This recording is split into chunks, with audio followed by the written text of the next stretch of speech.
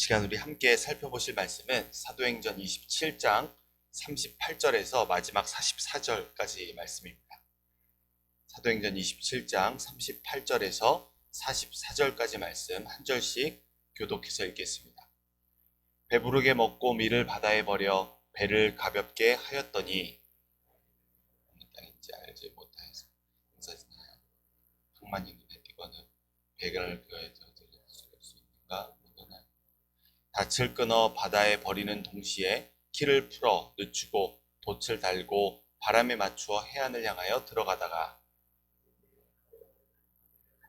배를 이물로 움직일 수 고물은 군인들은 죄수가 헤엄쳐서 도망할까 하여 그들을 죽이는 것이 좋다 하였으나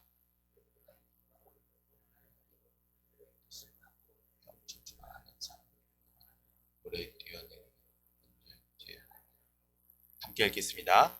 그 남은 사람들은 널 조각 혹은 배 물건에 의지하여 나가게 하니 마침내 사람들이 다 상륙하여 구조되니라. 아멘. 할렐루야. 오늘도 말씀과 기도의 자리에서 주님과 함께 하루를 여시는 모든 성도 여러분들 가운데 다시 새롭게 하여 생명력을 회복하게 하시는 영적 부흥의 은혜가 함께 하시는 이 시간 되기를 간절히 소원합니다. 오늘 본문의 말씀을 통해 구원의 참된 소망으로 열방을 품으라 라는 제목으로 함께 은혜 받고 기도하는 시간이 되기를 소원합니다. 코로나 사태의 긴 터널을 지나서 회복을 넘어 이제는 부흥을 바라보는 때입니다. 이 부흥이라는 단어는 다시 새롭게 한다는 의미입니다. 특히 교회에서 말하는 부흥이란 좀 더 깊은 의미를 가지고 있는데 다시 새롭게 하여 생명력을 회복한다는 의미가 있습니다. 코로나 사태를 겪으며 달려온 발자취를 생각하면 우리의 삶이 지치고 힘들어 생명력이 다 빠져나간 것만 같습니다.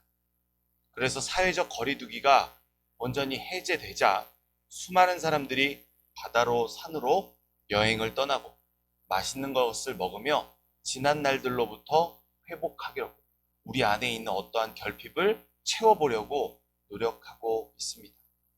하지만 그것이 정말 우리는 다시 새롭게 하여 생명력을 회복하는 부흥이 될 수 있을지 생각해 보아야 합니다. 성경은 힘들고 지쳐 일어날 힘도 없는 자들에게 다시 새롭게 하여 생명력을 회복시킬 수 있는 비결을 가르쳐 줍니다. 제가 말씀 한 구절 읽어드리겠습니다. 예수께서 이르시되 나는 부활이요 생명이니 나를 믿는 자는 죽어도 살겠고 무릇 살아서 나를 믿는 자는 영원히 죽지 아니하리니 이것을 내가 믿느냐. 요한복음 11장 25절에서 26절 말씀이죠. 이 말씀은 우리가 너무나도 사랑하는 죽은 나사로를 살리신 예수님께서 하신 말씀입니다. 이 예수님의 말씀을 듣고 순종했던 죽은 나사로는 무덤에서 다시 일어났습니다. 생명이신 예수님께서 그 말씀을 불어넣으시자 생명력이 공급되어 살아난 것입니다. 이것이 성경이 우리에게 말하는 부흥입니다. 이렇게 부흥의 생명력, 즉 하나님의 말씀으로 세워진 우리는 교회입니다. 하나님은 이 교회를 나만 잘되고 생명을 얻게 하려는 목적으로 세우지 않으셨습니다. 부흥의 생명력으로 세워진 교회에는 세상 속에서 오늘 본문 말씀처럼 풍랑 속에 절망하고 쓰러져가는 사람들을 바른 길로 인도해내야 하는 사도 바울이 걸어갔던 예수 그리스도께서 걸어갔던 바로 그 생명의 사역이 맡겨져 있습니다. 나의 능력으로 할 수는 없지만 하나님의 말씀의 능력으로 우리들 교회가 감당하도록 하나님께서 맡기신 그 거룩한 사명에 대해서 오늘 이 시간 함께 살펴보기를 원합니다. 바울과 배에 탄 일행은 유라굴로라 하는 광풍을 만나 죽기 일보 직전의 상황을 맞이하게 되었습니다. 바로 그 절망 속에서 사도 바울은 자신이 로마에 가서 이 복음을 전해야 하고 배에 탄 모든 사람들을 바울의 손에 맡기셨다는 그 하나님의 말씀으로 사람들을 안심시키고 반드시 섬에 도착할 것이라고 말했습니다. 그리고 정말 바울이 한 말은 현실이 되었습니다. 물론 풍랑은 계속되었지만 뱃사람들은 배가 점차 육지에 가까워오는 것을 알 수 있었습니다. 그야말로 하나님께서 바울에게 말씀하신 바가 이루어지고 있는 것입니다. 그렇게 광풍을 만난 지 14일의 시간이 지났습니다. 도중에 배에서 도망치려 한 뱃사람들의 소동은 그치게 되었지만 배의 사람들은 어땠을까요? 바울이 소망을 주었음에도 배에 있던 사람들은 여전히 깊은 절망 가운데 사로잡혀 있었습니다. 이런 절망에 빠진 사람들에게 바울은 참된 소망이 무엇인지 알려줍니다. 먼저 바울은 소망을 잃은 사람들에게 음식을 먹으라 권유했습니다. 이는 하나님께서 반드시 살려주실 것이기 때문에 시금전폐하며 죽은 사람처럼 음식 먹기를 거부하고 있지 말라는 것입니다. 생명이 주어졌으니 살아 숨쉬도록 힘써 노력하라는 것입니다. 이 말을 전하고 바울은 모든 사람 앞에서 하나님께 감사의 기도를 드리고 음식을 나눠줬습니다. 어제 살펴본 말씀처럼 마치 성만찬을 나누는 것 같은 이 상황은 절망과 같은 상황 속에서 그들이 가진 것에 감사를 드리고 하나님께서 인도하실 것에 대한 믿음의 고백이었습니다. 그러자 바울의 믿음의 고백을 통해 안심하게 된 276명의 사람들이 다시 희망의 끈을 부여잡고 소망을 향해 나아가기 위한 몸부림을 치기 시작합니다. 우리 오늘 본문의 38절 말씀 함께 읽겠습니다. 배부르게 먹고 밀을 바다에 버려 배를 가볍게 하였더니. 아멘. 바울이 기도한 후 나눠준 떡을 받아 먹은 사람들이 안심하게 되었습니다. 사도 바울 한 사람의 믿음의 고백으로 인해 무려 276명이 되는 사람들의 마음이 변화된 것입니다. 그리고는 다시 절망의 상황으로부터 용기를 내어 일어나고 남겨진 밀을 버리고 배를 가볍게 했다라고 성경은 우리에게 말하고 있습니다. 그런데 왜 남은 식량을 바다에 버리는 것일까요? 이는 배에 있는 모든 사람들이 사도 바울을 통해 선포된 하나님의 약속을 믿었기 때문입니다.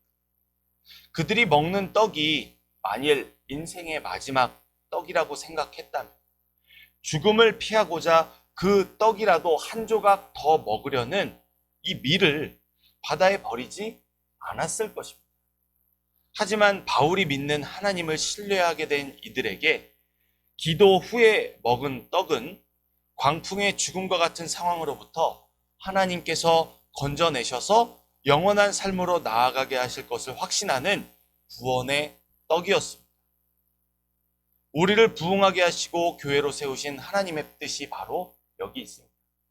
그것은 고난 중에 있는, 슬픔 가운데 있는 예수님을 알지 못한 자들에게 참된 소망을 전하는 것입니다. 사도 바울은 이를 위해 우리들과 똑같이 예수님의 이름으로 떡을 나누며 기도했습니다. 이처럼 우리는 세상의 유일한 참된 소망이신 구원자 예수님을 전해야 합니다. 그 소식을 아는 이들에게 손에 든 떡은 단지 잠깐의 배고픔을, 잠시의 갈급함을 채울 뿐입니다. 진짜 떡이 무엇입니까? 생명의 떡이신 예수님을 믿는 믿음으로 이제는 세상의 것을 붙잡고 있는 것이 아니라 하늘의 영원한 소망을 붙잡아야 된다는 이 변화가 일어나야 된다는 것이죠. 우리가 사는 세상은 바로 이 소망을 전해야 할 장소라는 사실을 사도 바울을 통해서, 이 믿음으로 도전하는 사도 바울을 통해서 우리는 결코 잊어서는 안 됩니다. 이제 또 하루가 지나고 배에 있는 사람들의 눈에 육지가 들어오기 시작했습니다. 어디쯤인지는 아무도 알지 못했지만 이전에 두려움과 절망에 사로잡혀 있었던 사람들은 그곳이 하나님께서 도착하게 하도록 예비해 주신 육지라는 믿음이 있었습니다. 사람들은 그곳에 배를 댈 수 있는지 의논하고 배를 떠내려가지 못하게 바닥에 고정한 닻을 잘랐습니다. 그야말로 더 이상 이들은 힘으로 어떻게 할 수 있는 여지 자체를 남겨놓지 않습니다. 육지가 보였고 그곳이 하나님께서 주신 곳이라는 단지 그 믿음 하나만을 가지고 이제는 배가 그쪽으로 하나님께 인도해 주실 것이라는 믿음으로 모든 저항하고 있는 힘을 잘라낸 것입니다. 하지만 이것은 세상 사람들의 눈에 보기에는 이제 모든 것을 포기한 사람들의 행동과 같아 보일지 몰라도 그것은 포기가 아니라 창조주이신 하나님께서 만드신 바람에 의지해서 이 배가 나아갈 수 있도록 다시 돛을 달고 하나님의 인도하심을 받기 위한 믿음의 결단이었습니다. 우리 39절에서 40절 말씀 함께 읽겠습니다. 날이 샘에 어느 땅인지 알지 못하나 경사진 해안으로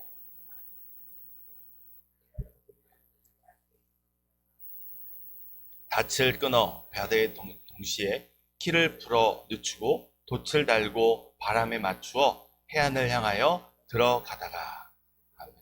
아멘. 성령님의 순풍을 받아 그 눈에 보여주신 육지를 향해 나아가고자 하는 이 배에 타고 있는 사람들의 소망을 우리가 발견하게 됩니다.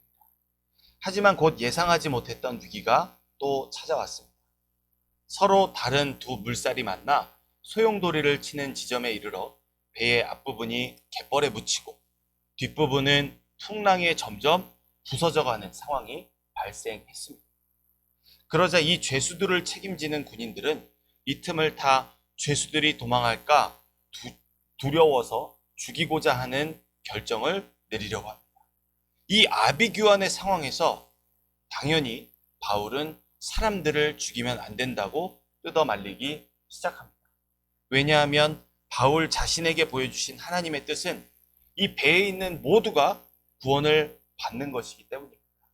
하나님께서 보여주신 뜻을 지금 이 군인들이 거스르려고 하고 있는 거죠. 그래서 백부장에게 요청하며 군인들이 죄수들을 죽이지 못하게 해달라고 조치합니다.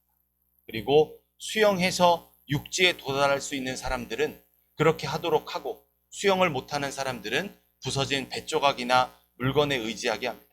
과연 이들의 결말은 어떻게 될까요? 우리 마지막으로 44절 말씀 함께 읽겠습니다. 그 남은 사람들은 널조각 혹은 배 물건에 의지하여 나가게 하니 마침내 사람들이 다 상륙하여 구조되니라. 아멘. 바울을 통해 선포된 하나님의 말씀대로 배에 탄 모두가 구조를 받아서 무사히 섬에 도착할 수 있었습니다. 이처럼 하나님은 절망 속에서도 믿음을 저버리지 않는 바울을 통해 이 배 안에 한 운명 공동체를 조금 전에만 해도 죽음의 그 현실 앞에 부딪혀 있었던 이들을 모두 그 하신 말씀대로 구원하셨습니다. 오늘 말씀의 바울의 역할은 끝나지 않습니다. 하나님은 여전히 죄 많은 세상에 세우신 교회를 통해 거친 풍랑 속에서도 절망하고 씨름하며 죽어가는 많은 사람들을 구원하시기 위해 주무시지도 쉬지도 않으십니다. 사랑하는 성도 여러분, 우리는 이 아무런 하나님의 뜻을 발견할 수 없었을 것 같았던 이 말씀 속에서 성령님의 역동적인 일하심을 발견하게 됩니다. 그것은 하나님께서 날마다 우리에게 영적인 부흥을, 새 생명을 일으키기를 원하신다는 것입니다. 그것은 나 자신만을 위한 은혜가 아닙니다. 땅끝까지 복음이 선포되어 물이 바다 덮음같이 온 세상 사람들이 여호와 하나님의 영광을 인정하게 되는 것.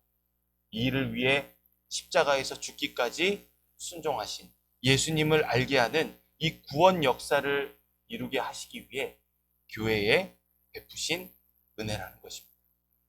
바로 그 교회된 우리는 하나님의 말씀을 확신하는 믿음으로 거친 풍랑 속의 사람들에게 구원의 참된 소망을 전해야 합니다.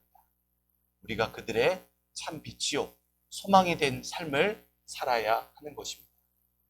이를 위해 오늘도 어김없이 영혼의 부흥을 일으키시는 이 진리의 말씀으로 담대하게 하시는 하나님께 감사하는 이 시간이 되기를 소원합니다.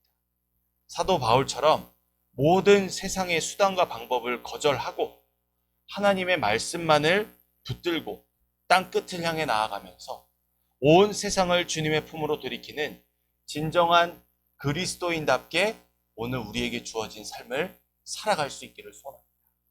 그런 우리의 삶에 동행하시는 하나님께서만 영광 받으시고 존귀함을 얻게 되시는 놀라운 은혜가 오늘 주어진 우리의 삶을 통해서 일어나게 되기를 간절히 소원합니다. 기도하겠습니다. 자비로우신 아버지 하나님, 아무리 주변을 둘러보고 아무리 현실을 파악해 보아도 소망을 얻을 수 없는 자들에게 세상이 줄 수 없는 하늘의 신령한 복과 기름진 것으로 만족하게 하시는 주님의 그 크신 은혜와 사랑에 감사합니다. 아버지 하나님, 그 진리의 말씀을 붙들고 세상을 향해 나아가며 우리에게 분명하게 알려주신 구원의 참된 소망을 전하며 살아가게 하여 주옵소서. 그 거친 풍랑 속에서도 하나님이 하시면 구원의 역사가 일어난다는 것을 몸소 증명했던 사도 바울의 그 삶이 오늘 우리를 통해서도 온 절망이 가득한 세상을 향해 선포되기를 원합니다. 우리를 담대하게 하시고 우리를 통해서 주님의 구원의 역사를 이루게 하여 주시옵소서. 헌신하며 자원하는 이 성도들의 기도를 들어주시옵시고 먼저는 우리의 삶에 깊숙이 자리 내린 그 절망하게 하는 문제들이 주님으로 인하여 제거되게 하시고 아버지 하나님, 그러한 나의 삶의 문제에 사로잡혀서 죽지 못해 사는 인생이 아니라 더 이상 나는 온데간데 없고 내 안에는 오직 영원한 구원의 소망을 주신 예수님께서만 풍성하게 사시는 은혜가 가득하게 하여 주옵소서. 이러한 주님과 동행하는 삶으로 주님께만 영광 돌리기 원하는 온 세계 열방 가운데 구원의 복음이 선포되는 일로 쓰임받기 원하는 우리 모든 성도들의 삶을 통해 주여 영광 받아 주시옵시고 함께 동행하여 주시옵소서. 감사드리며 이 모든 말씀 살아계신 우리 구주 예수 그리스도의 이름으로 기도합니다.